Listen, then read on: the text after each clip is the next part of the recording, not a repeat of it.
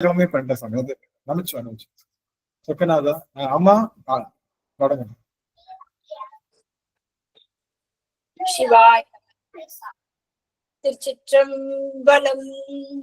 எந்நாடுடைய சிவனே போற்றி, எந்நாட்டவர்க்கும் இறைவா போற்றி, காவாய் கனகத்திரளே போற்றி, கைலை மலையானே போற்றி போற்றி. ஐயா நாடு துதி பாடி ஆரம்பிக்கலாம் ஐயா. சிவாய. திருச்சிற்றம்பலம்.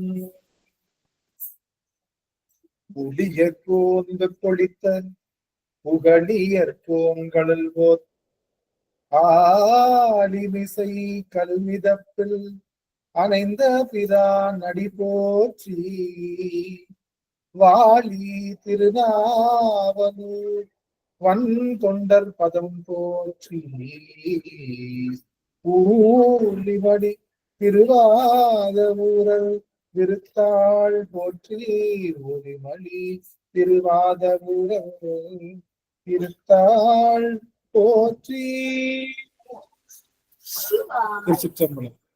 ஆடல் வல்லான் சொக்கநாதருடைய திருவருளும் அங்கற்கண்ணி மீனாட்சியுடைய திருவருளும் மாணிக்க வாசருடைய குருவருளும் ஒன்றாக சேர்த்து இந்த திருவாசக சிந்தனை அமர்வு என்ற நிலைக்களத்தை நமக்கு பரிசாக தந்திருக்கின்றது.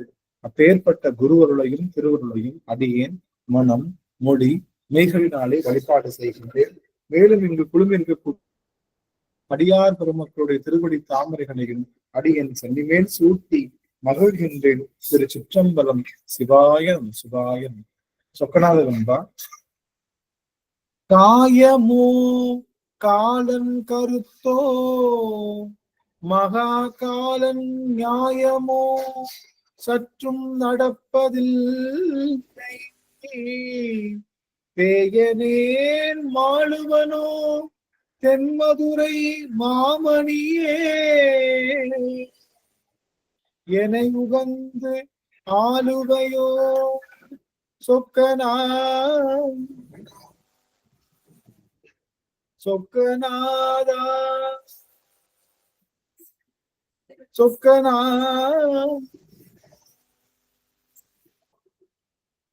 சொக்கநாதருடைய பெரும் கருணையினாலே நாம் போற்றி திருஅகவல் அப்படின்னு சென்று என்கின்ற இந்த பதிகத்தை தொடர்ந்து நாம் சிந்தித்து வருகின்றோம். அந்த வகையிலே இன்றைய தினம் நாம் போற்றி திருவகவல் அப்படிங்கிற அந்த பதிகத்துல உள்ள வரிகளையே திரும்பவும் சிந்திப்பதற்கு நமக்கு திருவருள் கூட்டி இருக்கின்றது. இந்த போற்றி திருவகவல் அப்படிங்கிறதுக்கு நமக்கு கொடுத்த வார்த்தை என்னன்னா, சகத்தின் உற்பத்தி, உலகினை தோற்றுவித்தலும் உலக வாழ்வியல் ஆன்மாக்கள் படும் பிறவி துயரும் இறைவனை போற்றி பிறவியே பகையறுத்தலும் இறைவன் ஞானாசிரியனாக வந்து ஆட்கொண்ட முறைமையை வணங்கி போற்றுதல். ரெண்டு விஷயம் செய்யணும். ஒண்ணு நல்லது தெரியணும், இல்லாட்டி கெட்டது தெரியணும். இந்த நல்லது எப்ப தெரியும் அப்படின்னா, ஏற்கனவே கெட்டதை அனுபவிச்சிருந்தா மட்டும்தான் நல்லது தெரியும். இந்த கெட்டது அனைத்து அடியார் திருவடி வணக்கம். திருவடி வணக்கம். இந்த கெட்டது எப்ப தெரியும் அப்படின்னா, அது நல்லதை மட்டும் அனுபவிச்சா மட்டும்தான் தெரியும். ரெண்டு பொருளையும் மாத்தி மாத்தி அனுபவிக்கும் போதுதான் நன்மை தீமையினுடைய பயனை இந்த ஆன்மா அனுபவிக்க முடியும்.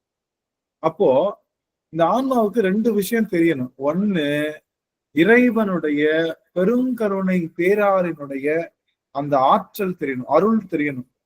இன்னொன்னு, இருளும் தெரியணும். இந்த ரெண்டும் தெரிஞ்சா மட்டும்தான் இந்த ஆன்மா அதுல இருந்து வெளிப்படுவதற்கான வேலைகளை செய்ய ஆரம்பிக்கும்.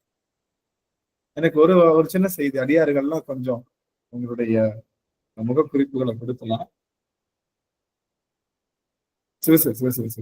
வாய்ப்பு இருக்கிற அடியார்கள் நீங்க உங்களுடைய முகக்குறிப்பை வழங்கலாம். அமைச்சர் அடியனுக்கு நடராஜன் ஐயா, சாந்தி ஆரம்பகம் அம்மா, சரஸ்வதி ராஜ்நாத் அம்மா அவர்கள், அள்ளி அம்மா, ராஜேஸ்வரி அம்மா, அமிர்தா அம்மா, சுகந்தி அம்மா, உஷா அம்மா, சரஸ்வதி குருசாமி அம்மா, புவனேஸ்வரி அம்மா, ஜானகி அம்மா, கலாவதி அம்மா, புஷ்பா அம்மா, சந்திரா அம்மா, அனிமொழி அம்மா, வசந்தா அம்மா, விமலா தேவி அம்மா, யமுனா அம்மா, சுசிலா அம்மா, லோகன் ஐயா, கோலமால் அம்மா, சுகந்தி அம்மா, ராஜேஸ்வரி அம்மா, சுசில், எல்லா அடியார்களும் புஷ்பலதா அம்மா எல்லாரும் அடியனுக்கு வந்து தெரியுறாங்க. அவங்க எல்லாருடைய திருவடி தாமரைகளை அடியன் பல்காலம் வீழ்ந்து வணங்குறேன். அடியன் செய்த பெரும் தவம் தான் இன்னைக்கு. அவ்வளவு மகிழ்ச்சி உங்க எல்லாரையும் ஒரு சேர பார்க்கறதுக்கு அவ்வளவு மகிழ்ச்சியா இருக்கு. இன்னைக்கு ரொம்ப முக்கியமான செய்திகள் சிந்திக்க இருக்கிறோம். பெருமான் இன்னைக்கு திருவருள் கூட்டணும் உங்க எல்லாரையும் பார்ப்பது அவ்வளவு மகிழ்ச்சியான ஒரு தருணமா அடியன் உணர்றேன். நிறைய அலுவல்கள், நிறைய சிக்கல்கள், பின்னல்கள், இடியாப்ப சிக்கல் சொல்லுவாங்க, அந்த மாதிரி சிக்கல்லாம் இருந்தாலும் கூட எங்க அடியவர்கள் திருமுகத்தை பார்ப்பதுல கிடைச்ச உடனே அது அத்தனை சிக்கலும் அப்படியே காற்றுல கரைந்த கற்பூரம் போல அது கரைவதை அடியன் உணர்கின்றேன். அது அடியன் செய்த பெரிய தவமா நினைக்கிறேன். சரி, இப்போ உங்களை பார்த்த உடனே அடியனுக்கு ஒரு புத்தகம். ஏன்னா அடியன் எதுவும் படிக்கிறது இல்லை. எங்கேயோ எப்போ ஏதோ காலத்துல படிச்சதெல்லாம் மைண்ட்ல ஸ்பார்க் அடிக்கிறப்ப வரதை இணைத்து சொல்லும் போது உங்களை பார்ப்பதினால கிடைக்கின்ற ஆனந்தத்தினால நீங்க பாத்தீங்கன்னா வயரு சிக்கி போச்சுன்னு வச்சுக்கோங்க. வயரை எடுத்து குளுக்கணும்னா அங்கங்க கனெக்ஷன் கிடைச்சு புது புது கனெக்ஷன்ல லைட் எறிகிற மாதிரி உங்களை பார்த்த உடனே கிடைக்கிற லைட் வெளிச்சம் தான் அடியன் பேசுகின்ற வார்த்தையை தவிர அடியனால இது உருவாகப்பட்டதில்லை. ஏதோ பல பிறவிகள்ல நீங்க எல்லாரும் அடியனுக்கு குருநாதரா இருந்து சொல்லி கொடுத்தத சரிதானா அப்படின்னு நீங்க கேட்பது போல அமர்ந்து இருக்கிறீங்க. அதை வந்து அடியன் சொல்றேன். அதுதானே தவிர மற்றபடி இதுல அடியனால ஆபத்து ஒன்று. சரி, முக்கியமான செய்தி 2 விஷயம். இந்த முதல்ல நம்ம தெரிஞ்சுக்க வேண்டியது ஒரு இல்பொருள், அதாவது துன்பத்தையும் தெரிஞ்சாதான் இந்த ஆன்மாவுக்கு என்ன தெரியும். இன்ப நிலை வந்து தானே வந்தெய்தும் பராபரமே. இந்த இன்ப நிலை வரணும்னா இந்த ஆன்மா துன்பத்தை பற்றிய விஷயம் தெரியும். துன்பத்துல இருக்குன்னே தெரியலன்னு வச்சுக்கோங்க. துன்பத்துல இருக்குன்னே தெரியல, இந்த ஆன்மா துன்பத்திலிருந்து விடுபட முயற்சி செய்யுமா? செய்யவே செய்யாது. அப்போ இந்த ஆன்மாவுக்கு எது துன்பம்? இந்த ஆன்மாவுக்கு எது துன்பம்? நீங்க தான் சொல்லணும். இந்த ஆன்மாவுக்கு எது துன்பம்? பிறவிதான் துன்பம் ஐயா. பிறவிதான் துன்பம் ஐயா. பிறவிதான் துன்பம். சரி, ஆசை துன்பம். சரி, அப்புறம்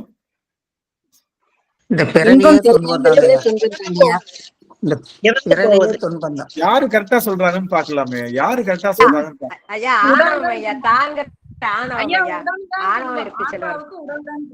உடல் தான் துன்பம். சரி, நிறைய துன்பங்கள் இருக்கு.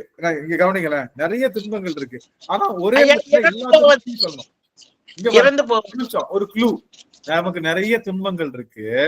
ஒரே வரியில எல்லா துன்பத்தையும் நம்ம லிஸ்ட் போட்டுடணும்.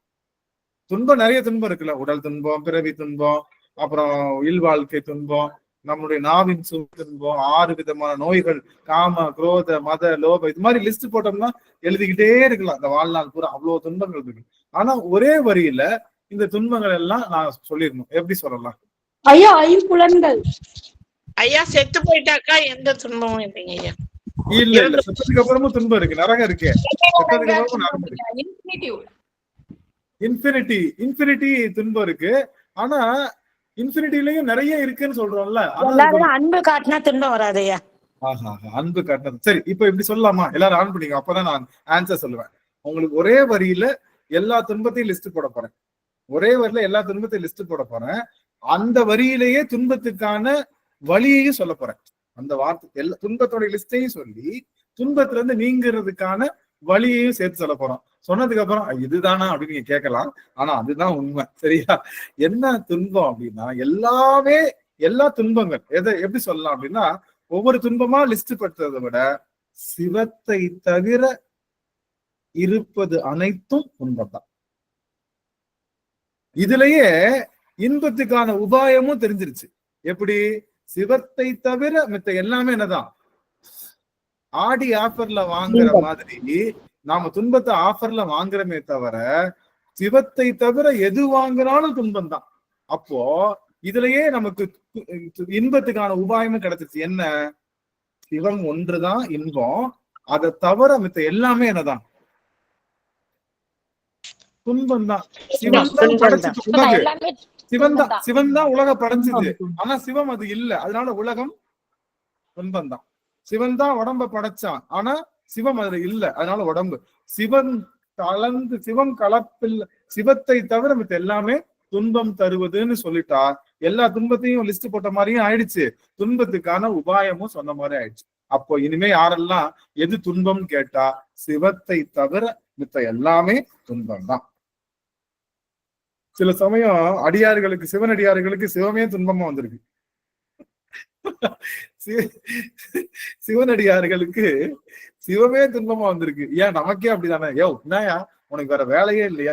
என்னைய துன்பப்படுத்துறதுதான் உன் வேலையா? எத்தனை பேர் இருக்காங்க, எல்லாத்தையும் விட்டு என்னை மட்டுமே டார்கெட் பண்ணி துன்பப்படுத்துறீ அப்படின்னு நம்ம அடிக்கடி பெருமானை பார்த்து கேட்கணும். அதனாலும் அவன் கொடுக்குற அந்த துன்பம் என்னன்னா சிவம் பிரிதி நிலையில என்ன கொடுக்கணும். சரி, இங்க இப்ப வந்துடலாம். அப்போ சிவத்தை தவிர மிச்ச அனைத்துமே துன்பம் தான். நீங்க எதுவா இருக்கட்டும், பொண்ணா இருக்கட்டும், பொருளா இருக்கட்டும், எல்லாமே சிவம்னா முதல்ல என்ன? சிவத்தை தவிர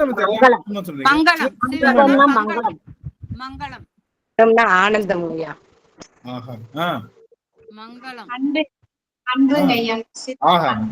அன்பும் சிவமும் இரண்டென்பர் அறிவிலார்.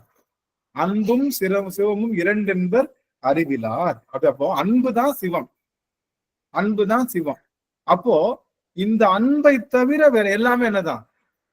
துன்பத்தை தான் தரும். அன்புதான் இன்பம் தரும். நீங்க கேட்கலாம், அன்பு வச்சனாலதான் ஏன் துன்பமே வந்துச்சு? எங்க வீட்டுக்காரர் மேல அன்பு வச்சு எனக்கு திடீர்னு அவர் காலையில பேசாம போயிட்டாரு. ஐயோ பேசாம போயிட்டாரேன்னு ஒரு மனசுக்குள்ள கஷ்டம். என் புள்ள மேல அன்பு வச்சேன், நல்லாதான் இருந்துச்சு. என் புள்ள இப்படி மூஞ்சி திருப்பிட்டு போது பார்த்தா துன்பமா இருக்கு. அப்படி அன்பு வைத்தது. நாம எதிர்பார்த்துல அன்பு வச்சோம், அதுக்கு பேரு அன்பு இல்லை. இந்த இவங்க செஞ்சா நமக்கு ஒண்ணு பண்ணுவாங்கன்னு எதிர்பார்த்து வைப்போம்ல, அதனால அது பேர் அன்பு கிடையாது. அது குடுக்கல் வாங்கல், அதுக்கு வேற பொருள் இருக்கு. ஆனா சிவம் நம்ம மேல வச்சிருக்காருல்ல, நாம பிரதோஷ அன்னைக்கு பால் ஊத்த போறோம்னு நினைச்சு நம்ம மேல அன்பு வச்சாரா? இல்ல இந்த பிள்ளை வந்து ஓரடி மாலையில நில மாலை எனக்கு போடும் அப்படின்றதுக்காக அன்பு வச்சாரா? சரி, இந்த பிள்ளை திருவாசகம் வந்து தொடர்ந்து முற்றோதல் பண்ண போதுன்னு அன்பு வச்சாரா? இல்ல திருவாசகம் பண்ணலைன்னா அன்பு வைக்காம விட்டுருவாரா? இல்ல, எந்த எதிர்பார்ப்பும் இல்லாம வைக்கிற அன்புல துன்பமே இல்லை. அதுதான் நாம பண்ற அன்பு. என்ன வந்து எதையோ ஒண்ணு எதிர்பார்த்து வைக்கிறோம், எந்த எதிர்பார்ப்பும் இல்லை. நீ எது வேணாலும் பண்ணு, எனக்கு ஒன்ன என்ன பண்ணணும், எனக்கு உங்ககிட்ட அன்பு இருக்கணும் அப்படின்னு நினைச்சா எதிர்பார்ப்பு இல்லாத அன்புல எப்பொழுதுமே துன்பம் இல்லை. நாம வைக்கிற அன்பெல்லாம் காதல் தான். எதிர்பார்த்து வந்தா அது பேரு காதல். ஏதோ ஒண்ணு அண்ணலும் நோக்கினால் அவனும் நோக்கினார் அண்ணனும் நோக்கினார். சரி, அப்போ இந்த ரெண்டு பேரும் நோக்குறாங்கல்ல, ரெண்டு பேர்த்துக்கு இடையில முதல் பரிவர்த்தனை நிகழ்ந்தது இல்ல. இந்த அம்மா சீதை எப்படி இருந்தா? அழகினுடைய சொரூபம். ராமன் எப்படி இருந்தான்? ஆண்மையினுடைய சொரூபம். இப்படி ரெண்டு அழகும் ரெண்டு கம்பீரமும் பார்த்து காதலிச்சது. ஏன்? சரி, நான் கேக்குறேன், கண்ணு இல்லாம ஏதோ இது இல்லாம இறைவன் தானே காதலிக்கலாம்ல, எப்படி வேணாலும் காதலிக்கலாம்ல, அந்த மாதிரி கொடுக்கலாம்ல. அப்படி பண்ணல. ஏன்னா இந்த நார்மலா அழகை பார்த்தா ஒரு காதல் வந்துருது, ஒரு அழகான கம்பீரத்தை பார்த்தா. அப்போ இந்த அழகு நமக்கு உதவுன்றனாலதான் அங்க காதல் பிறக்குது. இந்த கம்பீரம் நம்மளை காக்கும்னு நினைக்கிறனாலதான் அங்க காதல் பிறக்குது. அங்க ஆட்டம் எதிர்பார்த்து தான் காதல் பிறக்குதே தவிர எதிர்பார்ப்பு இல்லாம. நினைச்சு பாருங்களேன், இவன் காலனா போனா இவ காளியா வருவா. இவன் வந்து முகத்துல சிங்கம் மாதிரி வச்சு சரபேஸ்வரரா போனா இவ எப்படி வருவா?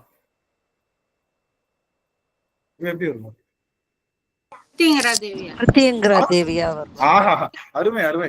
எங்க ஏதாவது சொல்லி, இவன் எப்படி வந்தாலும் அவ பிரத்யங்கியா வருவான். இவன் சுடுகாட்டுல பேயோட நடனமாகி காலனா வந்து அவ காளியா வருவான். இவன் வந்து சரபேஸ்வரரா வந்து அவ பிரத்யங்கிகாவா வருவா. இவன் வந்து குரவனா வந்து அவ குரத்தியா வருவா. இவன் வந்து பரணா வந்து அவ பறையா வருவா. இவன் தில்லையம்பர நடராஜனா வந்து அவ சபகாமியா வருவான். சொக்கநாதன்னா வீண எல்லா வேடத்துக்கும் சமமா வருவான். ஆனா இங்க பாருங்க, நரசிம்மருக்கு யாருதான் மனைவி? நரசிம்மி கிடையாது. நரசிம்மருக்கு நரசிம்மர் மகத்தோடயே வரால அவ இல்ல. வராகர் மனைவி வராகின்னு தயவு செய்து சொல்லிடக்கூடாது. வராகருக்கு மனைவி வராகி. வராகி யாரு?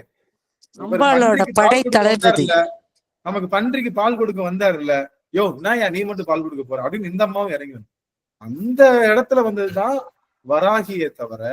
வராகின்றது இப்ப என்ன பண்ணிட்டாங்க நிறைய பேரு, ஃபுல்லா வச்சு பிசினஸ் அந்த மாதிரி பிசினஸ் இல்ல, வராகி சாமியை வச்சு பண்ற பிசினஸ் இப்போ ஓகோன்னு ஓடுது. ஏன்னா புதுசா சாய்பாபா வச்ச மாதிரி ஏதோ புதுசா வராகி அம்மன் வழிபாடு செஞ்சுட்டா உடனே சிவபெருமான வழிபாடு செய்யலைன்னா எதுவுமே கிடைக்காதுன்றது யாருக்கும் புரிய மாட்டேங்குது. நீங்க இது போயிருக்கீங்களா? இது கேம்பிளிங் பிசினஸ் போயிருக்கீங்களா? 1 வச்சா 2, 2 வச்சா 3 போயிருக்கீங்களா? உள்ள வெளியெல்லாம் விளையாண்டுருக்கீங்களா? ஏய், என்ன பார்த்தா உங்களுக்கு எப்படி தெரியுது? டேய், நாங்களாம் சின்ன வயசுல விளையாண்டுருக்கோம்ல. சின்ன வயசுல பார்த்து 1 வச்சா 2 உள்ள வெளி விளையாடுவோம்ல. இப்ப 10 வைப்போம், 10னா 20. இப்ப அது விளையாடலாம், கிடைக்கும், சொன்ன மாதிரி கிடைக்கும். யார வழிபாடு பண்ணா? மற்ற எல்லா தெய்வங்களும் வச்சா உள்ளே வெளியே நிறைய கிடைக்கும். கடைசியில யாரும் என்ன பண்ணுவா? போலீஸ்காரன் வந்து அது தப்புன்னு சொல்லி அடிச்சு உள்ள போட்டு வச்சுக்கிற காசெல்லாம் புடுங்கி கம்பி என்றப்பதான் தெரியும் ஒழுங்கா சம்பாதிச்சுக்கணும். அது மாதிரி சிவபெருமான அடையாம நீ எப்பேற்பட்ட செல்வம் அடைந்தாலும் அது உள்ள வெளியேதான். சிவன் தான் செல்வத்துக்கு அதிபதி. சிவன் தான் எல்லா செல்வத்துக்கும் எல்லா ஞானத்துக்கும் அதிபதி. சரி, இப்ப நான் என்ன கேட்க வரேன்னா, சிவம்னா என்னன்னு தான் கேட்டோம். சிவம்னா அன்பு. இன்னொரு விஷயம், சிவம்னா ஞானம். ரெண்டும் தான். அன்பும் ஞானமும் ஒண்ணுக்கு ஒண்ணு உதவாதுதான். ஆனா சிவம்னா அன்பு, சிவம்னா ஞானம். ஞானம்னா என்ன அப்படின்னா அதுக்கு மட்டும் நீங்க பதில் சொல்லுங்க, உள்ள போயிடலாம். ஞானம்னா என்ன? விளைவது எல்லா பொருளையும் சிவமா பார்க்கிறது ஞானம். இல்ல, நம்மளாம் தெரியுமா? எல்லா பொருட்களையும் சிவமா பார்க்கறது பேர் என்னது? ஞானம். ஞானம். எல்லா பொருளையும் சக்தியா பார்த்தா யோகம். யோகம் யோகம். சக்தியா பாக்குறதுக்கு ட்ரை பண்ணிட்டு இருந்தா கிரியை. கிரியை. சக்தியா பாக்குறதுக்கு ட்ரை பண்ணிருந்தா, எல்லா பொருளையும் சக்தியா பாக்குறதுக்கு உள்ள என்ட்ரி ஆயிட்டோம்னா அது பேரு சரிகை. ஆக சரினா சக்தியா பாக்குறதுக்கு முயற்சி செய்யறது, சக்தியா பாக்குறதுக்கு ட்ரை பண்றது, சக்தியாவே பார்ப்பது, சக்தியையும் சேர்த்து சிவமா பார்ப்பது. ஆக இப்ப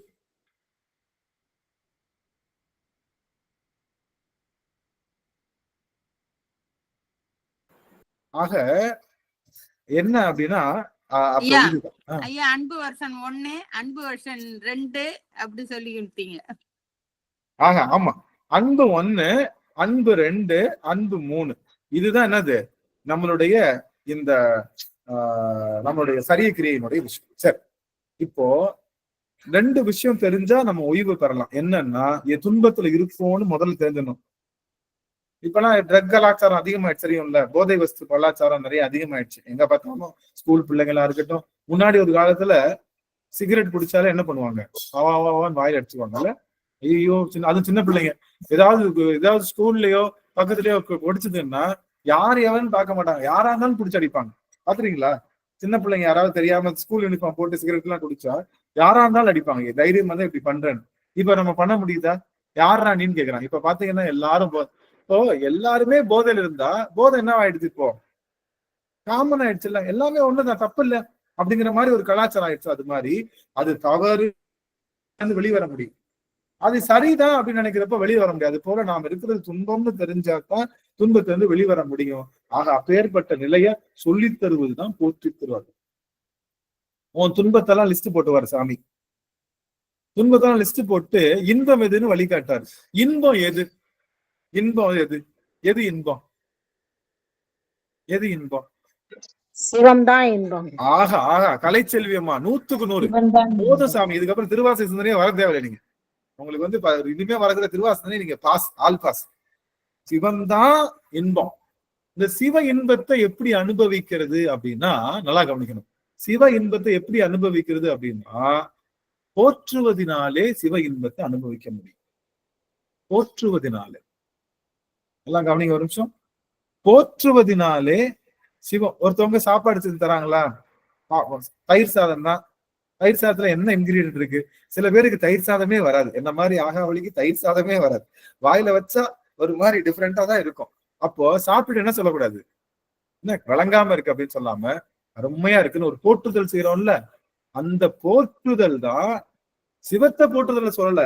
எல்லாருடைய செயல்களையும் நல்லா இருக்கு, நல்லா இருப்பீங்க, சிறப்பா வருவீங்க, ஒண்ணும் அவங்ககிட்ட குறை இருக்கும், இருந்தாலும் ஒன்னும் கவலைப்படாதீங்க, எல்லாம் பார்த்து வர அப்படின்னு அந்த போற்றுதல் செய்வதுதான் சிவ இன்பத்தை அனுபவிக்கக்கூடிய வழி. குறை கண்டுபிடிக்காம எல்லாத்தையும் போற்றி செய்வதுதான்.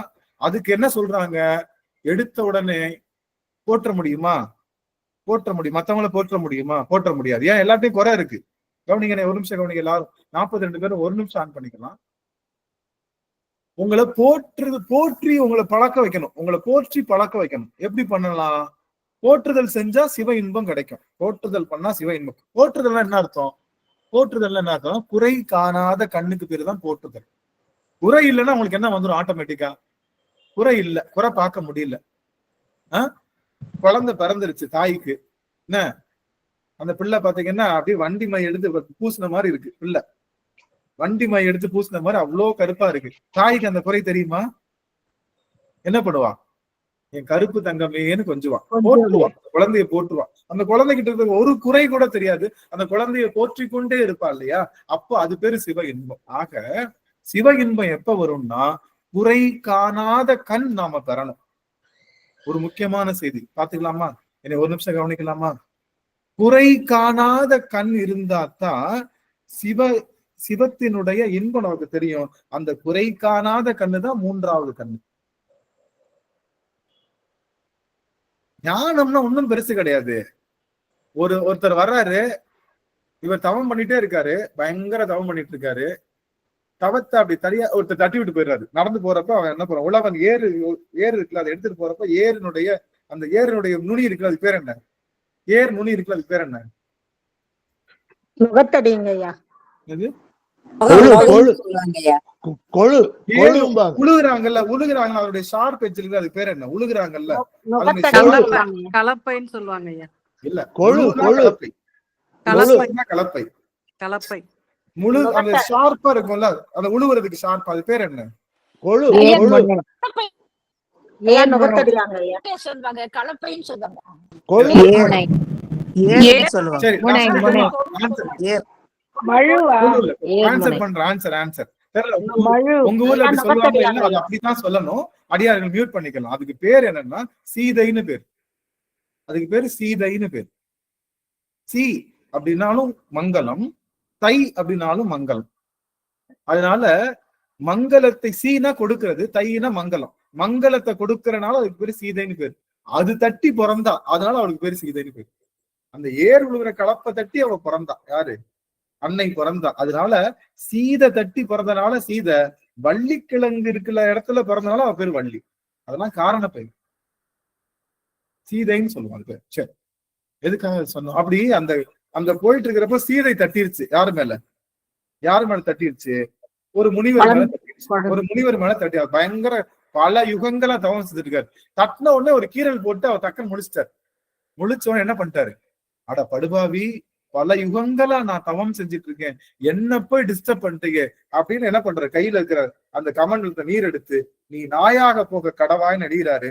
பார்த்தா அவன் நாயாகல, சொன்ன இவர் நாயாயிட்டார். இந்த மாதிரி ரிவர்ஸ் எங்கேயாவது கண்டிருக்குமா? என்ன நடக்குதுன்னு யாருக்குமே தெரியல. கடவுள் சொல்றாரு, அவன் தான் கடமையை செய்து கொண்டு போறான். கடமை செய்து கொண்டு போவனை கூட தெரியாத அளவுக்கு உன்னை கண்ணை மறைச்சா நீ 4 கோடி இல்ல 4000 கோடி நீ தவம் செஞ்சாலும் இறைவனை பார்க்க முடியாது. ஆனா நாய்க்கு ஒரு பிறவிதான், தெரியும் இல்லையா? நாயா பிறந்துட்டா பிறவி கடைசி. அதுவும் ஒரு நாயா பிறந்தா, குருநாதர் சொல்லுவாரு, நாயா பிறந்தா பிறவி கடைசி, அதுக்கப்புறம் பிறவி இல்லை. அதனாலதான் நாய் அப்படி அவ்வளவு பாடுபடும், என்னாலும் பாடுபடும். அதுலயும் பாத்தீங்கன்னா சில நாயெல்லாம் தார்லாம் வாய் ஒட்டிக்கிறோம். ஏதோ ஒரு தார்ல வாய் விட்டுருச்சு போல. ஒரு நாயை பாக்குறேன், வாய் பூரா தார் ஒட்டிக்குச்சு, அதனால சாப்பிட முடியாது, எதுவும் கடைசி வரைக்குமே அது வாய். ஆனா அதை பார்த்துட்டே தான் போனேன்னு தவிர அதுக்கு, ஏன்னா அந்த வயசுல எனக்கு எதுவும் ஹெல்ப் பண்ண முடியல. நான் என்ன சொல்ல வரேன்னா, ஆக அந்த ஞான கண் அப்படின்றது ஒண்ணும் கிடையாது, குறை காணாத கண்ணு. அந்த குறை காணாத கண்ணு வந்தாத்தான் நம்ம நெற்றியில, சிவபெருமான் நெற்றியில இருக்கிற கண்ணு எந்த கண்ணு?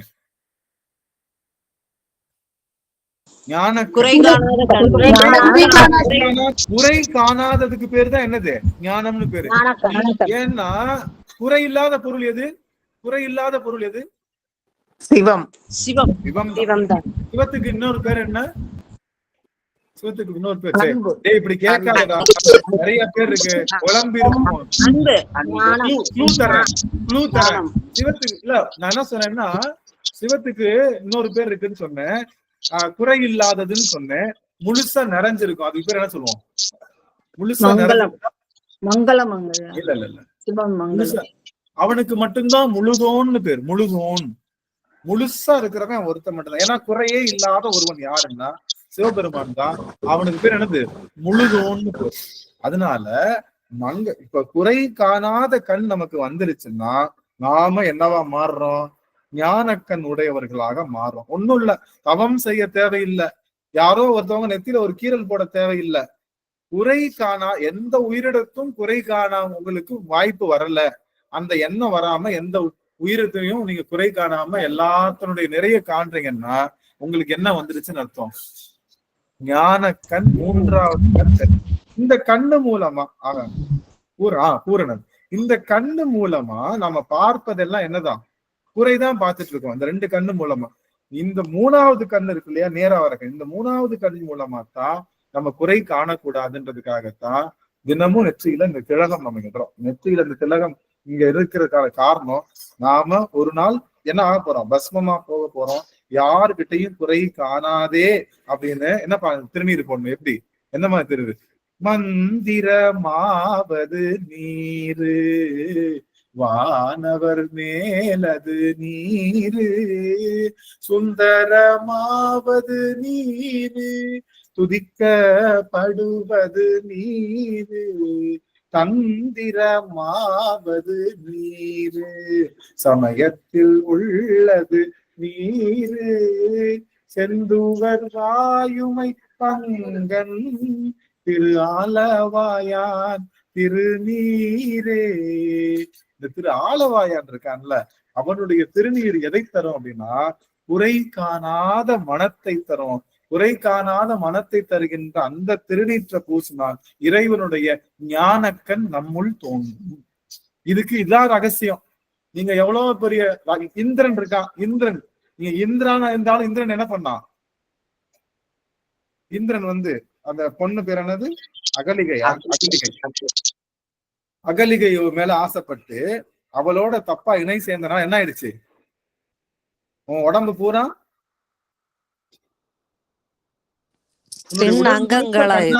கண்ணு தெரியாம போயிடுச்சு. உடல் முடுக்க கண்ணாக கடவை. கண்ணுன்னு சும்மா நமக்காக ரீசெண்டா சொன்னாங்க.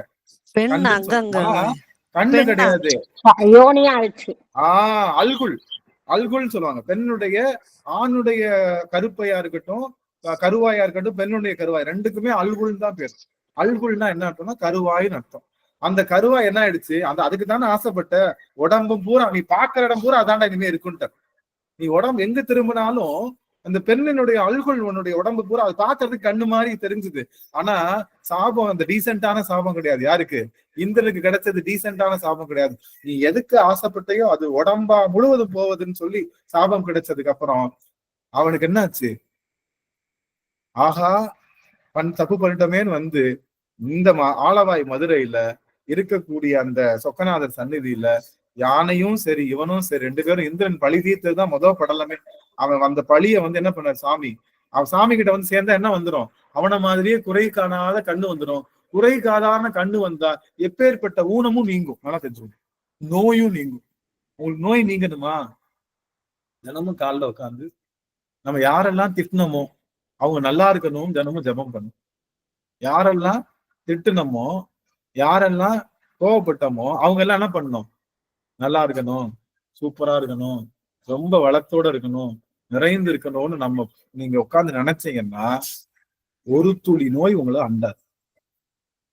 ஞான பார்வை கிடைச்சிட்டா இருள் எப்போதும் அண்டாது. ஆக ஞானம் என்பது என்னன்னா, நீங்க தவம் செய்வது ஞானம் அல்ல. தவம் செய்யறதுனால என்ன குணம் வரணும்? குறை காணாத குணம் வரணும். குறை காணா குணம்தான் ஞானம். அந்த கண்ணு தான் ஞானக்கண். புரிஞ்சுதுங்களா? இந்த கண்ணை பெறுவதுதான் சிவபெருமான்கிட்ட தான் இது இருக்கு. அவன் யாரையாவது குறையா பார்த்திருக்கானா? சப்போஸ் குறையா பார்த்திருந்தா, சிவபெருமான் குறையா பார்த்திருந்தா நமக்கு உடம்பு கிடைச்சிருக்குமா? நமக்கு இந்த வாழ்வு கிடைச்சிருக்குமா? நாம எத்தனை பிறவிகள்ல நம்ம இடர் செய்தாலும் பெருமான் என்ன பண்ணிருக்கான்? குறை காணாம நம்ம பார்த்தனாலதான் நம்ம இப்படி பேசிட்டு இருக்கோம். நாமும் யாருக்கிட்டையும் குறை காணக்கூடாது. சொல்லலாமா? எடுத்துக்கலாமா? ஒரு உறுதிமொழி சின்னதா. ஞானக்கண் வரணும் அப்படின்னா குறை காணா கண்ணு. அது என்ன குறை, இது என்ன குறை, அவங்க அப்படி பண்றாங்களே, இப்படி பண்றாங்க, எது வேணாலும் இருக்கட்டும். நம்ம அப்பன் எவ்வளியோ நாமளும் அவ்வளிதான். அதனால இன்னையில இருந்து ஒண்ணு, மேக்சிமம் குறை சொல்லாம இருக்கும். மனசுக்குள்ள வரத்தான் செய்ய போகுது. இனிமே என்ன பண்ணலாம்? குறை சொல்லாத வாயை பெறுவோம். அதுக்கப்புறம் குறை சொல்லாத கண்ணை பெறலாம். அப்புறம் குறை கேட்காத காது, குறை கேட்காத காது, குறையில்லா பார்க்காத கண்ணு, குறைன்ற பொருள்கள் தொடாத உடல் அப்படின்னு சொல்லி இருக்கிறப்போ, குறைவிலா நிறைவே போதிலா அமுதே அப்படின்னு சொல்லக்கூடிய சிவம் ஊற்றெழுகின்ற இடம் நம்மளுடைய உடலாத்தான் இருக்கு, நம்முடைய ஆன்மாவாத்தான் இருக்கு. இந்த பார்வைக்காகத்தான சிவபூசை. அப்ப சிவபூசை என்ன பண்ணிக்கிறோம்? நம்ம உட்கார்ந்து இருக்கோம், பக்கத்துக்கு பார்த்து சிரிப்போம்ல சிவபூசை பண்றப்போ. பாரு, ஒண்ணும் ஒழுங்காவே மந்திரம் சொல்ல தெரியல, ஒழுங்காவே அனுஷ்டானம் பண்ண தெரியல, இதெல்லாம் சிவபூசைக்கு வந்திருக்கு. நாம எப்படி பண்றோம் பாரு நினைச்சாலே ஞானக்கண் நீங்கியது, ஞானக்கண் நீங்கியது. ஞானக்கண் இல்லாம சிவபூசை பண்ணி எனக்காவது சிவபெருமான் தெரிவாரா? சிவபெருமான் தெரிகிறது இந்த கண்ணுக்கு தான். இந்த கண்ணுல தெரிய மாட்டான், கன்ஃபார்மா தெரிய மாட்டான். 2 கண்ணுல தெரிய மாட்டான். நெற்றியில் வழிகின்ற ஞான கண்ணுக்குத்தான் தெரிவான். ஞானம் எப்போ ஒரு குறை ஆட்டையும் பார்க்காம இருந்த ஞானம் பெருகும். இந்த ஒரு செய்திய நாம தெரிஞ்சுக்கிட்டா சிவம். அப்ப சிவம்னா யாரு? இப்ப சிவத்துக்கு புது டெபினிஷன் வந்துச்சு. சிவம்னா யாரு? குறை காணாத கண் உடையவன். ஆகா ஆகா ஆகா, குறை காணா கண்ணுடையோன். நுதற்கண், நுதற்கன்றது நெற்றிக்கண். நுதற்கண்ணுக்கு என்ன பேரு? ஞானக்கண். ஞானக்கண் என்ன அர்த்தம்? குறை காணா கண்ணுடையோன். ஓகேவா? உங்க எல்லாருக்கும் ஒரு சின்ன டாஸ்க். குறை காணா கண்ணுடையோன், இதுதான் தலைப்பு. இத வச்சு ஒரு 4 வரி கவிதை நீங்க வாய்ப்பு இருக்கு, இப்ப இல்ல வேணாம், எப்ப இருக்கோ அப்போ ஒரு வாய்ப்பு. அவனை பத்தி குறை காணா கண்ணுடையோன் அப்படின்ற தலைப்புல ஒரு கட்டுரையோ ஒரு கவிதையோ ஒரு 4 வார்த்தையோ இல்ல தெரிஞ்ச 4 எழுத்தையோ எழுதி அடியார்கள் அனுப்பணும். அடுத்த வாரம் வரைக்கும் வாய்ப்பு இருக்கு. அடுத்த வாரம் புதன்கிழமை அனுப்பலாம், வேற ஒண்ணுமே கிடையாது. புதன்கிழமைனா வெள்ளி செவ்வாய்க்கிழமை தான் நோட் எடுக்கணும் கிடையாது. முடிஞ்சா இப்பவே நோட் எடுக்கலாம், இல்ல முடிஞ்சதுக்கு கிளாஸ் முடிஞ்சதுக்கு அப்புறம் நோட் எடுத்து பண்ணிடலாம். சரி, அப்போ ஒரு செய்தி, சிவத்தை தவிர எதை பற்றினாலும் துன்பம். சிவம்னா என்ன அப்படின்னா அன்பு. அன்புனா என்ன அப்படின்னா எதிர்பார்ப்பில்லாத அன்பு. இன்னொன்னு சொல்ல போனா குறை காணா அன்பு, குறை காணாத கண். அதுக்கு பேரு தான் குறை பார்க்கல. அப்ப உங்ககிட்ட என்னதான் வரும்? யாருக்கிட்டையும் குறை பார்க்கல, உங்களுக்கு என்னதான் வரும்? நிறைவு வந்துடும். நிறைவு. வந்துரும்ல, சிவபெருமான் போலவே தூய அன்பு வந்துரும்ல. அப்போ குறை காணாத கண்ணை பெறுவதற்குத்தான் வழிபாடு. ரொம்ப கஷ்டம் ஐயா, ரொம்ப கஷ்டம். அது இல்ல இல்ல, குறை காணாம இருந்தா நேரம் முக்தி தாயா, அடுத்தது முக்தி போயிரும். Correct correct. நான் என்ன சொல்ல வரேன்னா, இதுக்கான முயற்சியை நம்ம செய்யணும். யாரும் இப்ப நான் இல்லையா, நான் என்ன முற்றிலும் பிறந்த முடிவனா எனக்கு நானும். ஆனா நம்ம சொல்லிட்டோமே அப்படின்னு குறை காண்பதை குறைச்சிக்குவோம்ல. ஐயோ ஆனந்த் சொல்லிட்டானே, அது குறைக்க ஆரம்பிப்போம்ல. அந்த குறைக்க முயற்சி செய்வதே தவந்தான். நினைக்கதாங்க முடியும். செய்யலாம் செய்யலாம் இல்லையா? இன்னைக்கு செஞ்சுட்டு இருக்கோமா இல்லையா? எல்லாரும் கொஞ்சம் கொஞ்சமா செய்யறோம். அதாவது ஐயா நினைக்க ஒரு காலத்துல வந்து பர்சன்டேஜ் குறைஞ்சிருங்க ஐயா. அந்த மாதிரி ஒரு கெட்ட எண்ணம் வராது. ஓரளவுக்கு பயப்படுவோம். நாம ஐயா சொல்லிருக்காங்க, நம்ம அது மாதிரி நினைக்க கூடாதுன்ற ஒரு எண்ணமாவது வரும். அப்போ சொல்லுவாங்கல்ல, நானே சிவனேன்னு இருந்துட்டா வேலையே இல்ல, சுத்தம் நிறைஞ்சிருச்சு. குறை காணாத கண்ணுடையதுதான் சிவம். அந்த சிவத்தை நாம சேரணும் அப்படிங்கிறதுதான் அந்த போற்றி திருவம். ஏன் சிவத்தை தவிர மத்த எல்லாமே என்னதான்?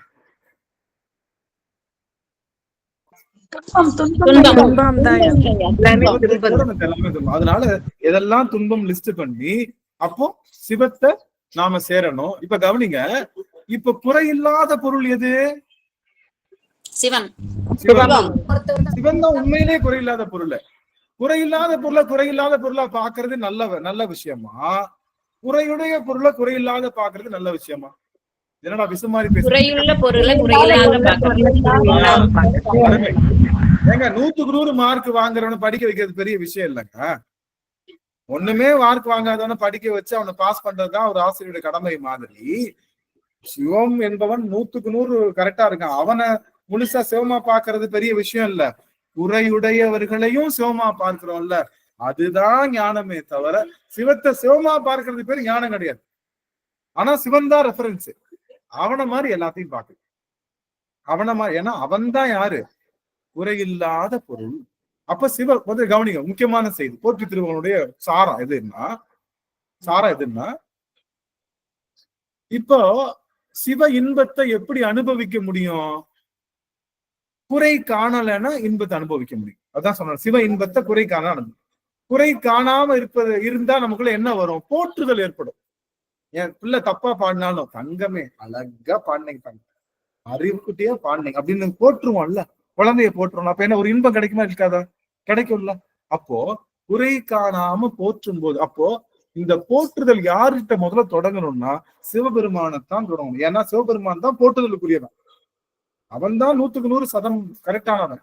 அவன் தான் 100 குறை இல்லாதவன். அப்ப அவனை போற்றி பழகினாதான், 2 வீலு வச்சு ஓட்டி பழகினாதான் சர்க்கஸ்ல இருக்க என்ன பண்ணுவான்? ஒரு வீல்ல ஓட்ட முடியும் இல்ல?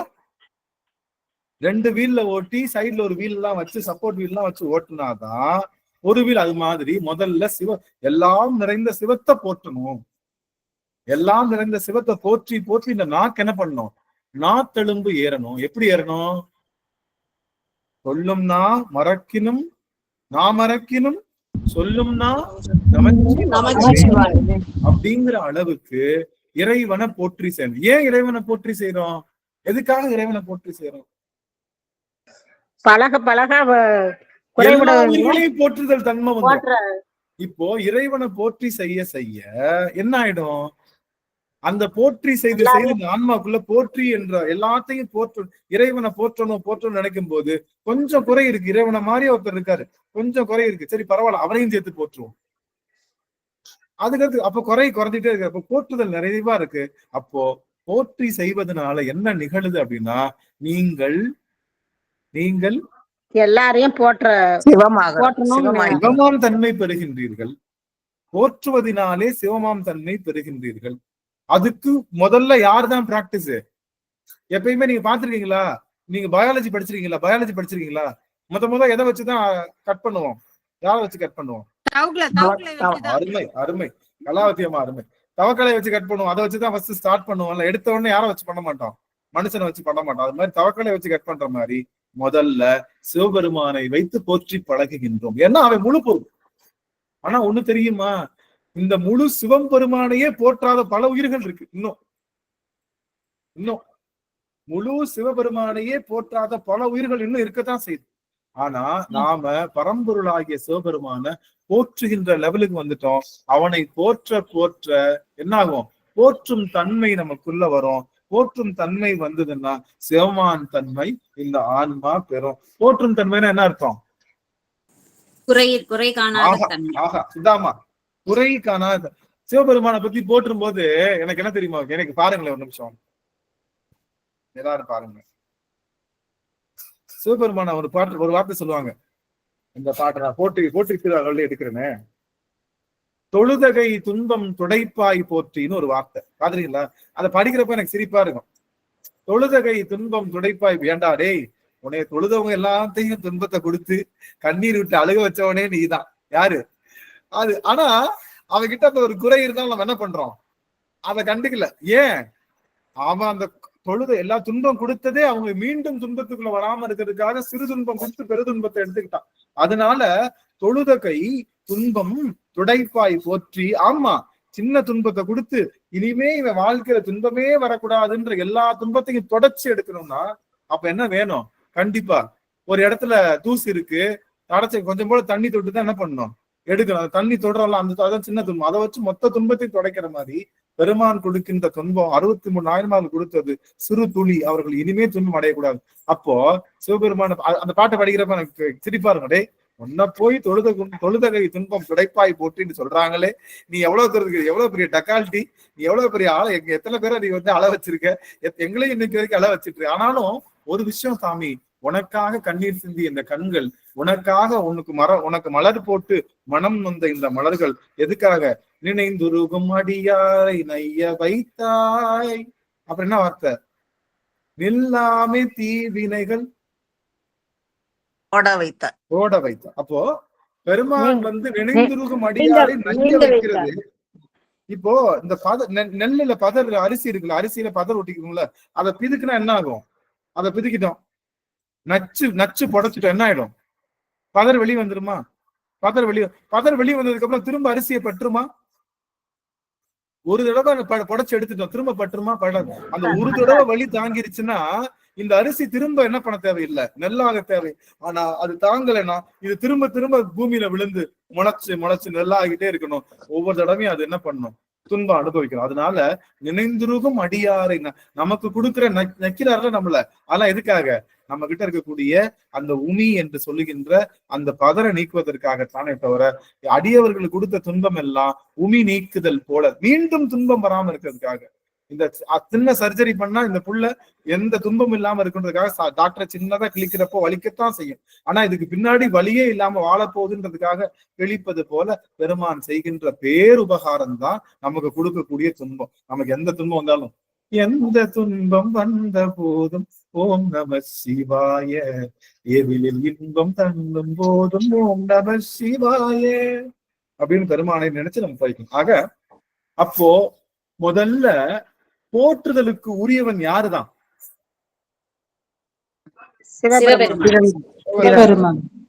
சிவபெருமான் ஒருவன் தான் போற்றுதலுக்குரியவன். அதனால முதல்ல அவனை போற்றுவோம். இன்னொன்னு தெரியுமா? அவனை போற்றின்னு சொல்லியும் அவன் தன் ஒரே ஒரு விஷயம்,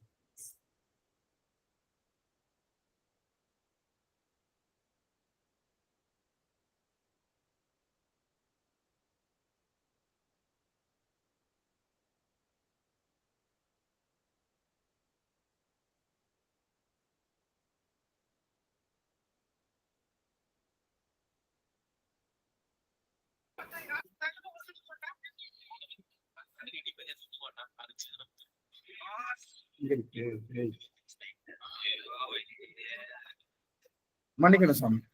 ஆக எங்க விட்டேன் சாமி? ஏதாவது கூப்பிட்டு வாங்க. எங்க விட்டேன்னு தெரியல. போற்றுதற்குரியவன் போற்றுதலுக்குரியவன் சிவபெருமான். அவனை போற்றுகின்ற ஆற்றல் நமக்கு தெரியும்.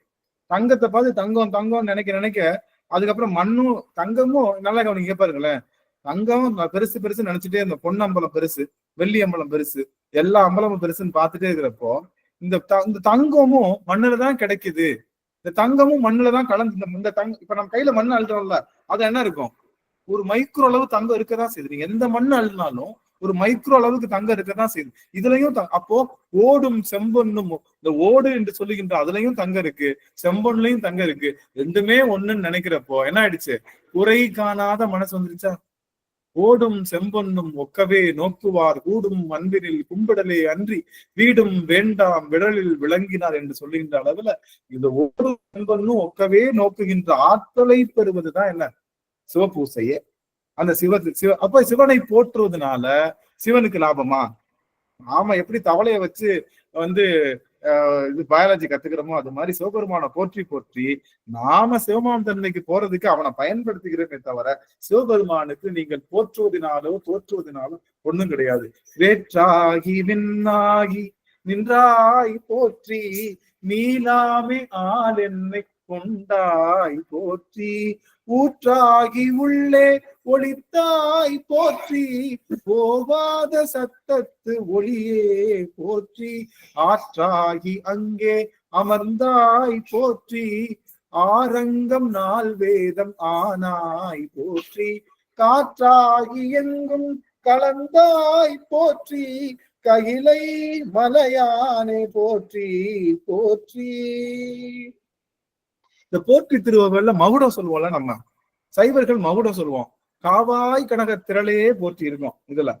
ஆனா கைலை மலையானை போற்றி இருக்கா? இதுக்கு அடுத்த வரியே வருதா? காவாய் கனக திரளையே போட்டிருக்கோம். கைலை மலையானை போற்றி எங்கடா இருக்குன்னு எடுத்து பார்த்தா கடைசியில பார்த்தா கைலை மலையானை போற்றி எதுலதான் இருக்கு? நம்மளுடைய தேவாரத்துல நம்மளுடைய அப்பர் சுவாமிகளுடைய வார்த்தைகள் இருக்கு. அப்போ அந்த கைலை மலையானை போற்றி அப்படிங்கிற இடத்தோட நம்ம முடிக்கிறோம். நம்ம மகுடம் என்ன சொன்னாலும் கடைசி எப்படிதான் முடிக்கணும்? மகுடம் என்ன சொன்னாலும் கைலை மலையானே போற்றி போற்றின்னு சொல்லிதான் முடிக்கிறோம். அதான் மகுடம். அப்போ இந்த போற்றி செய்வதனால உங்களுக்கு நிறைந்த மனது கிடைக்கும். அந்த நிறைஞ்ச மனச என்ன பண்ணணும்? எல்லா இடத்தையும் கொண்டு போகணும், எல்லா இடத்தையும் காட்டணும். அப்படி காட்டுனா என்ன கிடைக்காது? குறை காணாத கண் நமக்கு முதல்ல கிடைக்கும். அந்த குறை காணாத கண்ணை வச்சே எல்லாத்தையும் பாக்குறோம். போற்றி சொன்ன வாயால எல்லாத்தையும் திட்டக்கூடாது, யாருக்கிட்டையும் குறை சொல்லக்கூடாது. இறைவனை போற்றி செய்யும் போது கேட்ட காதால குறை கேட்க கூடாது. இறைவனை போற்றி செய்யும் போது இறைவனை பார்த்த கண்ணால நம்ம குறை காணக்கூடாது. ஆக இன்றைய தினம் நாம பெறப்பட்ட செய்தி ஒன்னே ஒண்ணுதான். என்ன செய்தி? குறை என்பதை காண கூடாது. குறை காணலைன்னா நெத்தில இருந்து ஒரு வீக்கம் வந்துடும்.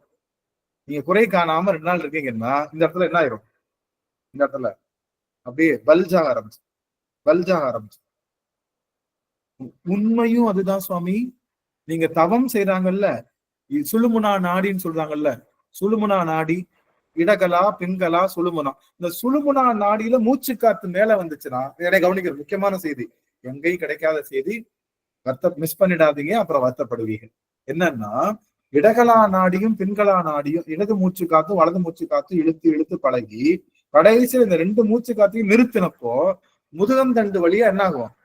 முதுகந்தண்டுல ஒரு சின்ன ஹோல் இருக்கும். அந்த ஹோல் வழியா என்ன ஆகும்? காத்து காத்து, அதுக்கு பேரு சுழுமுனைன்னு சொல்லுவோம். இந்த முதுகந்தண்டுக்கு பேரு சுழுமுனை. இந்த சுழுமுனையில இருந்து அப்படியே நேரம் எங்க போறது? முகலம் வழியா சகஸ்ராதலத்துக்கு வந்துரும்.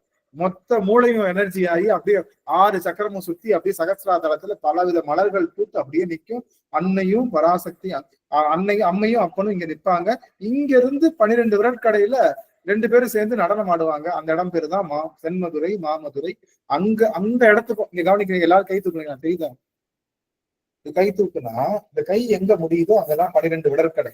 அந்த இடத்துல இருந்துதான் நமக்கும் பிரபஞ்சத்துக்கும் கனெக்ஷன் இருக்கு. இது வரைக்கும் நம்மளுடைய ஆறாதான் இருக்கு. எது வரைக்கும் இது கை வச்சோன்னா இது நம்மளுடைய ஆறாதான் இருக்கு. கரெக்டா அந்த 12 விரற்கடையில அன்னை பராசக்தியும் சொக்கநாதரும் மீனாட்சி ஆடுறாங்க. அவங்கதான் என்ன பண்றாங்க? பேரம்பலத்தையும் சிற்றம்பலத்தையும் இணைக்கிறாங்க. இந்த பேரம்பலத்தையும் சிற்றம்பலத்தையும் அந்த பரவழி தரிசனம் கிடைக்கணும்னா அங்க போய் பார்க்கணும். அப்போ இந்த சுழுமுனை மூலமாக இந்த ஆன்மா பெறுகின்ற அந்த விஷயத்துக்கு பேர் தான் என்னது? நமக்கு பேரானந்தம்னு சொல்றோம். ஆனா கவனிங்க, அந்த சுழுமுனையை நீங்க இயக்குறதுக்கு கஷ்டப்பட வேணாம். குறை காணாத மனதோடு பெருமான்கிட்ட உட்காந்து பாடிட்டு அப்படியே தவத்துல உட்காந்து கீழே சும்மா நார்மலா உட்காந்து கண்ணை மூடி, பெருமானே யாருக்கிட்டையும் நான் குறை காணலன்னு நீங்க நினைச்சு உண்மையிலேயே உங்க மனசு குறை காணாத நிலைக்கு வந்து அடுத்த வினாடி முருகப்பெருமான் குருநாதராக கண் முன்னே தோன்றி நெற்றி கண்ணை உங்களுக்கு சரி செய்வார். அவன் தான் நெற்றி கண்ணென்று கனலாய் வந்தாய், 6 கமலத்தில் உருவாய் நின்றாய். அப்படி நெற்றி கண்ண, அந்த நெற்றி கண்ண ஞானமே வடிவம். அதனாலதான் முருகனுக்கு என்ன தெரியாது? குறை என்பதே தெரியாது. குறை தெரியாதனாலதான் என்ன பண்ணான்? புறத்திய மணந்தாவன். புறத்தி என்பவள் சாதியிலையும் சரி, அவங்களுடைய பல விஷயங்கள்ல, இப்ப எல்லாம் அப்படி நம்ம சொல்லக்கூடாது. அந்த காலத்துல அப்போ அவனுக்கு என்ன தெரியல? புறப்பெண்ணுக்கும் தேவலோக பெண்ணுக்கும் அவனுக்கு என்ன தெரியல? வித்தியாசம் தெரியல. ஏன்? குறை காணாத கண்ணுடையோன் யாரு?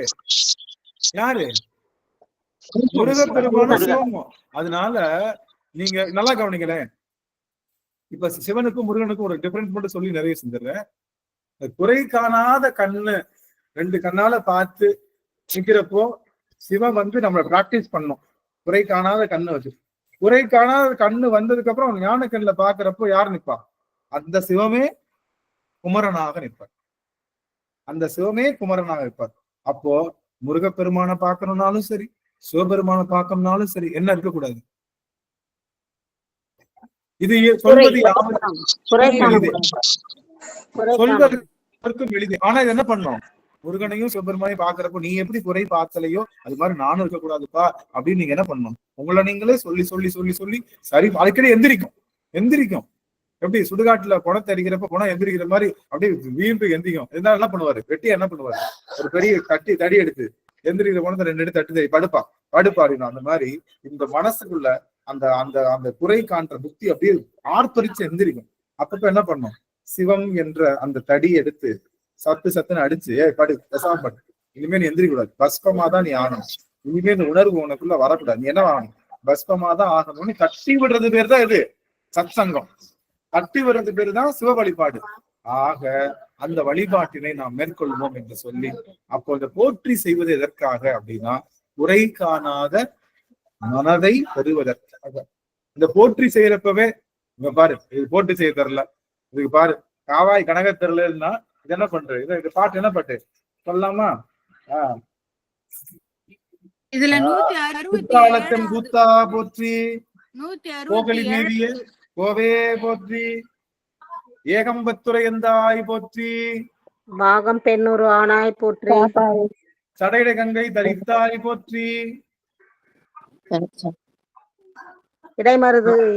இடைமருதுரையும் ஈசா போற்றி, ஆரூர் அமர்ந்த அரசே போற்றி, சீரார் திருவையாரா போற்றி, அண்ணாமலையம் அண்ணா போற்றி, காபாய் கழகத்திரளே போற்றி, சக்கடாதா சக்கடாதா என்ன அழகு. ஆக நாம் போற்றி திருவகல்ல கூட 167வது வரியில மானக்கைலை மலையாய் போற்றி அப்படின்னு வருதுங்க ஐயா. மானக்கல அதான் கைலை மலையானேன்றது இல்லைன்ற அந்த வார்த்தை ஐடென்டிஃபை பண்ண முடியல. மகுடம் சொல்லும் போது காவாய் கழக திரளையை போற்றி, காவாய் கழக திரளையை போற்றி இருக்கு. ஆனா கைலை மலையானே போற்றி போற்றி அப்படிங்கிற அந்த செய்தி நமக்குள்ள இல்ல அப்படிங்கிறதுதான் நான் அடியன் சொல்லி இந்த அளவுல இந்த போற்றி திருவள்ளுவருடைய எடுத்தனுடைய நோக்கமே, இறைவனை போற்றி செய்வதனுடைய நோக்கமே நமக்கு என்னதான்? குறை காணாத கண்ணுடையவனாக மாறுவது. இந்த கண்ணுல குறைதான் தெரியும் பூத கண்ணுல, ஆனா ஞான கண்ணுல குறை தெரியக்கூடாது. சிவபெருமான் அப்படித்தான் நம்ம குறை நம்ம என்ன பண்ணோம்? நம்ம தப்பா நம்ம சொல்றது, நம்ம செய்யற பூஜை எல்லாம் கரெக்டா? நம்ம செய்யற பூஜை கரெக்டா? நம்ம போடுற பூஜா விதிகள், வேள்வி முறைகள் அதெல்லாம் கரெக்டா? நம்ம பாடுறோமே கரெக்டா? பண்ணு கரெக்டா? இசை கரெக்டா? நம்ம மனம் கரெக்டா? இல்லைங்க நான் கோதுவாருங்க, நான் நல்லா பண்ணு செய்யலாம் கரெக்டா? சரி மனசு கரெக்டா? நான் நிறைய இடங்கள்ல பாக்குறேன், நிறைய பேர் பாடும்போது அந்த ராகத்துக்கு இம்பார்ட்டன்ஸ் கொடுத்துட்டு அதுல உள்ள வார்த்தைக்கான வரிகளை மறந்து போறான். ஆக எல்லாமே தப்பு தப்பா பண்ணாலும் அவன் என்ன பண்றான்? தலையை குனிஞ்சு வாங்கிக்கிறான், வைக்கிற பொங்கலை சாப்பிடுறான், நம்ம போடுற அந்த எல்லா தீர்த்தத்தை வாங்கி குடிச்சுக்கிறான். என்னமோ இவன் கிட்ட தீர்த்தமே இல்லாத மாதிரி. இவனே தலையில கங்கை தீர்த்தத்தை வச்சிருக்கான், எல்லா ஆத்துக்கும் கொடுக்குற கங்கை நம்ம கொஞ்சம் போல எடுத்து நீரை விராகும் போது அவனே வாங்கிக்கிறான்ல குடுத்தங்கமே அப்படின்னு. நம்ம வீட்டுல வச்சிருக்கிற தண்ணிய அவன் வாங்கும் போது எத்தனை குறைகள் நாம செய்திருந்தாலும் ஒரு நாளாவது இன்னைக்கு குறை பண்ணிருக்கேன்னு சொல்லியிருக்கானா? சரி அடுத்த சாய்ஸ் அதுதான் அடிய உங்ககிட்ட கேட்கணும். யாரு தவறு செய்தாலும், யாரு உங்களுக்கு முன்னாடி கொலை செய்திருந்தாலும் அவங்க எல்லாருக்கும் நீங்க வாய்ப்பு கொடுத்துட்டே இருங்க. சிவபெருமான் போல கவலைப்படாதீங்க, நீங்க சிவமாம் தன்மை பெற்றே தீருவீர்கள். உங்களுக்கு அடிச்சுக்க முடியாத அட்டகாசமான பெருவாழ்வை பெருமான் அள்ளித்தந்து கொண்டே இருப்பான். இதுல மாற்று கருத்தே இல்லை என்று சொல்லி அடியேன் இந்த அளவுல போற்றி திருவள்ளுக்கான அந்த குறிப்பை காரணத்தை சொல்லி இருக்கேன். அடுத்த அமர்வுல புதன்கிழமை கூட பார்க்கலாம்னு நினைக்கிறேன். வெள்ளிக்கிழமை அடியார்கள் பேசலாம். புதன்கிழமை சப்போஸ் எனக்கு முடியலைன்னா 8 மணிக்கு நான் சொல்லிடுறேன், நீங்க அனுபவம் அமர்வும் வச்சுக்கோங்க. அப்படி அடியானால பேச முடிஞ்சதுன்னா நம்ம இந்த அடியன் இந்த இது போற்றி திருவோம். ஏன்னா எனக்கு டைம் கிடைக்கிறப்போ, வெளிச்சம் கிடைக்கிறப்போ, அந்த கரண்ட் எல்லாம் இருக்கிறப்பவே உங்ககிட்ட நான் சொல்ல வேண்டியதெல்லாம் சொல்லிடணும். அதனாலதான் அடியன் அதுக்கான முயற்சி ஏற்படுத்திட்டு இருக்கேன். அதனால அடியார்கள் அடியன் வர முடியாத நேரத்துல அடியார்கள் அந்த மாதிரி பேசுங்க. உங்க எல்லாருக்கும் அடியனுடைய திருவடி வணக்கங்கள். நிறைவு செய்யலாம். குறைவிலா நிறைவே கோதிலா அமுதே, குறைவிலா நிறைவே கோதிலா அமுதே அப்படின்ற அந்த பெருமானுடைய திருவடியை முன்னோன் காண்க முழுதோன் காண்க என்று சொல்லுங்க. முழுதோன் அவன் போற்றி பக்தா போற்றி, பவனே போற்றி, பெரியாய் போற்றி, பிரானே போற்றி, அரியாய் போற்றி, அவனா போற்றி. ஒவ்வொரு போற்றியும் பிரிச்சு பார்க்க போறோம்.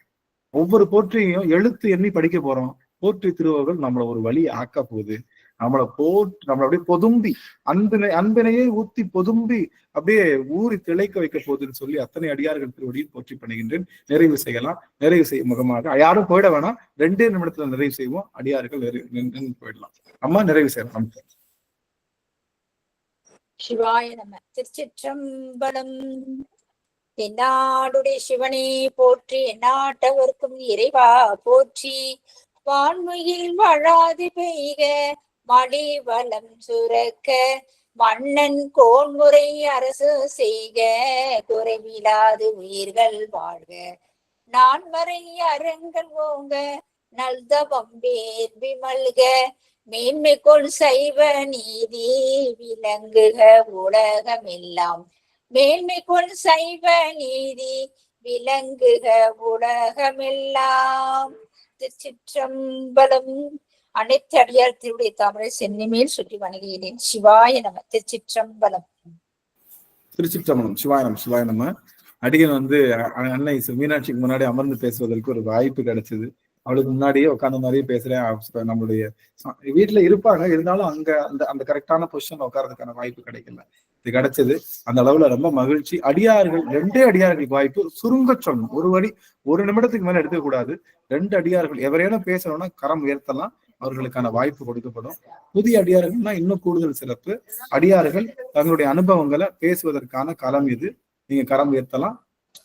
ஐயா ஒரு சந்தேகம் ஐயா, சீதைக்கு சொன்னீங்கல்ல, சீதைக்கு சீனா என்ன தைனா என்னன்னு பிரிச்சு சொன்னீங்க, அது கொஞ்சம் ஒருத்தர சொல்லுங்களேன். சீனா தருவது, தைனா வளம். வளத்தை தருவது எதுன்னா ஏரினுடைய நுனி. ஏரினுடைய நுனி வளத்தை தருவது. அதனால சீதை அப்படின்றவ அந்த தட்டி பிறந்தான். அத ஜனகர் வந்து என்ன பண்றாரு, ஒரு இதை உழும்போது அந்த சீதை தட்டி தான் யாரும் பிறந்தா. நம்முடைய அவர் பேர் என்ன, நந்தி தேவரும் அப்படிதான் தெரியும் இல்லையா. நந்தி தேவரும் அந்த உழும்போதுதான் அந்த அதுல பிறந்தவர் தெரியும். நந்தி தேவருக்கும் பிறப்பு கிடையாது தெரியும் இல்லையா. நந்தி தேவரும் நம்ம நினைச்ச மாதிரி அவர் வந்து இதுலதான் பிறந்தார், பேழையில தான் பிறந்தார். அது மாதிரி சீதை வந்து ஜனகர் வந்து உழும்போது அது அந்த நுனி பட்டு பிறந்தனால அவருக்கு பேரு சீதைன்னு பேரு. சி என்றால் வளம், தை என்பது தருவது, அதனால சீதை அப்படின்னு பேரு. அங்கற்கண்ணி அம்மாவுக்கு வாய்ப்பு. இன்னொன்னுங்க ஐயா, இறைவனவருடைய அருள் ஆற்றலும் நமக்கு தெரியணும், அப்புறம் இருளும் தெரியணும்னு சொன்னீங்க. அது என்ன, அது புரியலையே. இல்ல, இருள் தெரியல அப்படின்னா ஆடினால என்ன சிறப்புன்னு தெரியுமா? இப்போ வெயில்ல இருந்தா தானே நிழல் வந்தோடனே ஆஹான்னு தோணும். எப்பவுமே நிழல்ல இருந்தா வெயில்லாம் என்னன்னு அப்ப அந்த நிழலினுடைய அருமை தெரியாது. எப்பயுமே சிவபெருமானுடைய திருவுருளே இருந்தா அவனுடைய அருமை தெரியாம அதை விட்டு என்னைக்குனாலும் போறதுக்கான வாய்ப்பு இருக்கு. நல்லா வெயில்ல இருந்து நம்ம வந்தா நமக்கு அதனால பெருமான் இன்னும் துன்பத்தெல்லாம் கொடுத்து காமிச்சு அவனை விட்டு நீங்காத அளவுக்கு துன்பம் கொடுக்குறாரு.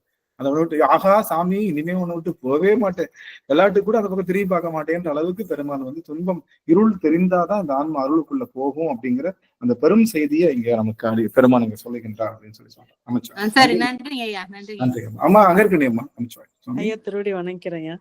அனைத்தடியார் திருவடியும் வணங்கிறேன். இன்னைக்கு நீங்க சொன்னதுல வந்து எல்லாரையும் போற்றி செய்யணும், குறை கண்டுபிடிக்க கூடாது. அந்த போற்றி செஞ்சா அங்க சிவத்தை நம்ம பார்க்கலாங்கிறது நல்லா இதாயிருச்சு. இனிமே யார்கிட்ட வந்தாலும் குறை இல்லாம அவங்களோட இருக்க நிறை என்னவோ அதை பார்த்து அவங்களோட நம்ம பழக ஆரம்பிச்சோம்னா இது வந்து மாறிடுங்கிறது நல்லா இன்னைக்கு நல்லா அது புரிஞ்சுது. அன்புதான் மிளிரணும் அந்த இடத்துல. அப்படி அந்த 4வது அன்பு மிளிருச்சுன்னா நம்ம சிவத்தை பார்த்துடலாங்கிறது ரொம்ப நல்லா இருந்தது சார். நன்றி நன்றி. திருவடி வணங்கிறேன். சரஸ்வதி நாச்சிமுத்தம்மா சுவாமி அவங்களுக்கான ஐயா, ஒரு முற்றோதல்ல ஒரு சின்ன சம்பவம் நடந்ததுங்க ஐயா. ஒரு அம்மா வந்து மகுடம் சொன்னாங்க ஐயா.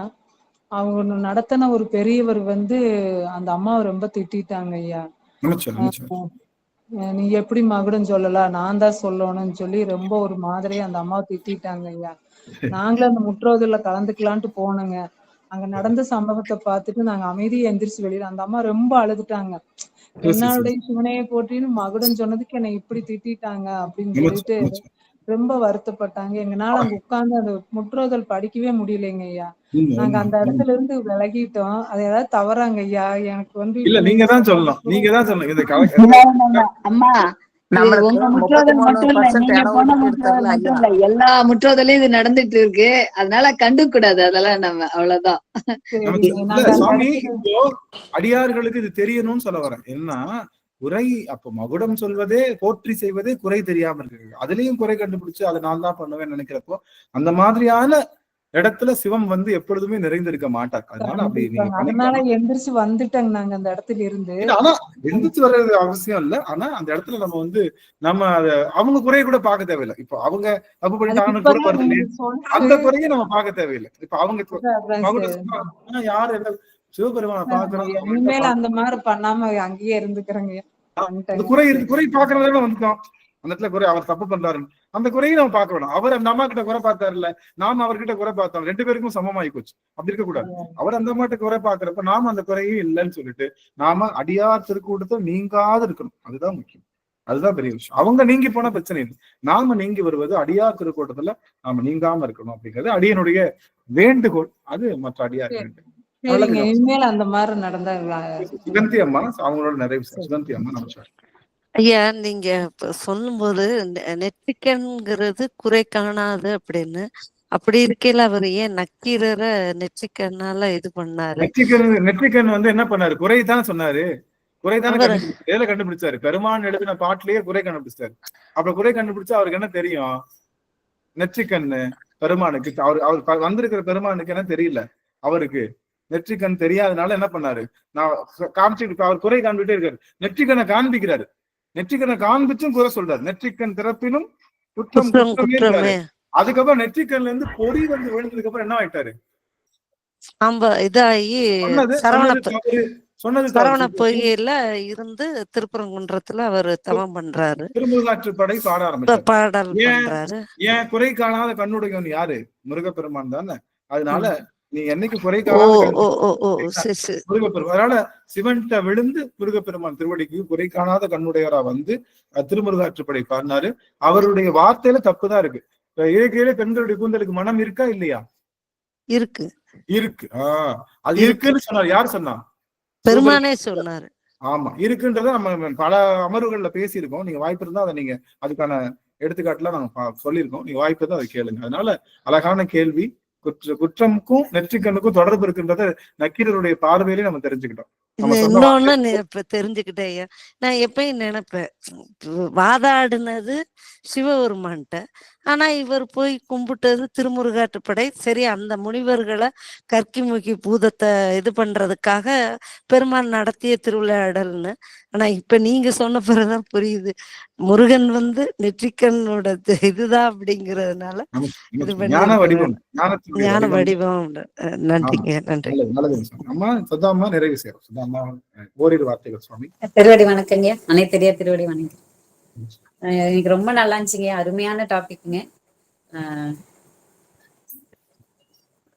குறை காணா கண்ணோன்னு சொன்னீங்க, ரொம்ப நல்லா இருந்துச்சுங்க. இந்த கிளாஸ்ல எடுக்கும்போது என்ன தோணுச்சுன்னா, எனக்கு அம்மாவோ எங்க வீட்டுக்காரோ அடிக்கடி சொல்லுவாங்க, யாராவது ஏதாவது பண்ணுனாங்க அப்படின்னா, நம்ம நார்மலா நம்ம மனுஷங்க தான், மனுஷனா பிறந்தாங்காட்டி நமக்கு யாரா இருந்தாலும் அவங்க கிட்ட குறையோ கோபமோ வரும், நம்மளுக்கு வரும் ஒரு நிமிஷம். உடனே என்ன பண்ணுவேன், அம்மா சொல்லியிருக்காங்க, என்ன சொல்லியிருக்காங்க, அவங்க செஞ்ச நல்லதை யோசிச்சுக்கோ, ஒரு நிமிஷம் கண்ணை மூடி அவங்க செஞ்ச நல்லதை யோசிச்சுக்கோ, அவங்க இருக்க குறையெல்லாம் மறைஞ்சிரும், உனக்கு அவங்க மேல இருக்க கோபம் போயிரும் அப்படின்னு சொல்லுவாங்க. அதைதாங்க இப்போ வரைக்கும் நான் ஃபாலோ பண்றேன். நான் நிறைய ஃபேஸ் பண்ணியிருக்கேன். நிறைய பேர் எனக்கு தப்பா அதெல்லாம் சொல்லும் போது எனக்கு கோவம் வரும். ஆனா அடுத்த செகண்ட் எங்க வீட்டுக்காரர் அதேதான் சொல்லுவாரு, அவங்க செஞ்ச நல்லது யோசிச்சுக்க சுதா அப்படின்பாரு. அந்த நல்லது யோசிச்ச உடனே அவங்க மேல இருக்கிற கோவமோ அவங்க கிட்ட இருந்து இப்படி பண்றாங்க, ஆனா வருங்க ஒரு நிமிஷம், நீங்க சொன்ன மாதிரி அந்த கோபம் அந்த குறை எல்லாமே என் கண்ணு முன்னாடி வந்தும் அதை சொன்னதை யோசிச்சுக்கோ. நானு அவங்க அப்படி பண்ணாங்களே சார், அதை மட்டும் நினைச்சுக்கலாம், இது ஏதோ தப்பு பண்ணிட்டாங்க அப்படின்னு அந்த மாதிரி அதை நான் ஃபாலோ பண்றேங்க. நீங்க சொல்ல எனக்கு அதுதான் ஞாபகம் வந்துச்சு, அது நான் பகிர்ந்து ஆசைப்பட்டேன்.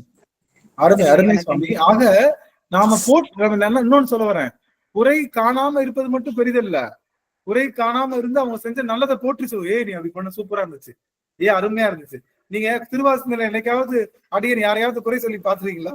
நீ செஞ்சது தவறு, நீங்க செஞ்சது தவறு என்னைக்காவது? இன்னைக்கு இல்ல. நான் கிட்டத்தட்ட 450 அமர்வு தெரியும் இல்லையா? இந்த அமர்வு 450வது அமர்வு போயிட்டு இருக்கு. 450வது அமர்வு குறை காணாதனால இந்த 450 அமர்வு போச்சு. அதனால எல்லாருமே பெருமானுடைய பெரும்படை நல்லா இருக்கும்னு சொல்லி அடிய நிறைவு செய்யறேன். யமுனாமா இருக்காங்களா? அம்மா இருந்தா நீங்க சிறந்த எடுத்துக்காட்டுங்க குருநாதர். எப்பவுமே எங்களுக்கு எல்லாருமே எடுத்துக்காட்டுதாங்க ஐயா. நாங்க எல்லாம் உங்களதான் ஃபாலோ பண்றோம் எல்லா விஷயத்திலும். சுக்கநாதா இல்ல சாமி, அனைத்தும் குருவருளே. அதனால அடியன் வந்து இந்த வகையில நிறைவு செய்யற சாமி. நிறைவு செய்யும் மூலமாக வாழ்த்து பாடல் நமச்சிவாய். ஆறிரு தடந்தோள் வாழ்க, அருமுகம் வாழ்க, கற்பை ஊருசை தனிவேல் வாழ்க, புக்குடம் வாழ்க சொல்வேன். ஏறிய மங்கை வாழ்க, யானை தன் அணங்கு வாழ்க, மாறிலா வள்ளி வாழ்க, வாழ்க சீரடியார் எல்லாம். மாறிலா வள்ளி வாழ்க, வாழ்க சீரடியார் எல்லாம். வெற்றிவேல் முருகனுக்கு அரோகரா, ஞானவேல் முருகனுக்கு அரோகரா. திருச்சிற்றம்பலம். நீங்க பாத்தீங்கன்னா சிவபெருமான்ல தொடங்குவோம், முருகன்ல முடிப்போம். பாத்தீங்களா? நம்மளுடைய அமர்வு சிவபெருமான்ல தொடங்குவோம், முருகன்ல முடிப்போம். என்ன காரணம்? நக்கீரர் மாதிரிதான். ஞானம் பிறந்துட்டா கண்ணு முன்னாடி நிக்கிற சிவத்துக்கு பேர் என்ன? ஞானம் பிறந்துட்டா கண்ணு முன்னாடி நிக்கிற சிவத்துக்கு பேரு முருகன். முருகன். முருகன். முருகன் பேர். அதுவும் சிவன் தான். ஞானக்கண்ணால பார்க்கக்கூடிய சிவத்துக்கு பேரு முருகன் பேர். அதனால நாம உள்ள நுழையிறப்போ ஞானம் கொஞ்சம் கொஞ்சமா படிப்பு, ஞானம் முதிர்ந்துருச்சு, அதனால முடிக்கிறப்போ முருகப்பெருமானை பார்த்துட்டு நம்ம முடிக்கிறோம். அதனாலதான் எப்பயுமே சிவத்துல தொடங்கி முருகத்துல முடிக்கும். நன்றிங்க சுவாமி. அடியார்கள் உத்தரவு வாங்கிக்கலாம். வருகின்ற இன்னொரு செய்தி, நம்ம எல்லாரும் கந்தசஷ்டி விழாவுக்கு தயாராகிட்டு இருக்கோம். எல்லாரும் தயாராகுங்க. கந்தசஷ்டி விழா 7 நாளும் ஆன்லைன்ல ரொம்ப சிறப்பா நிகழக்கூடிய ஒரே தளம் திருவாசனை தளம் தான், வேலுண்டு வினைகளை தளத்துல.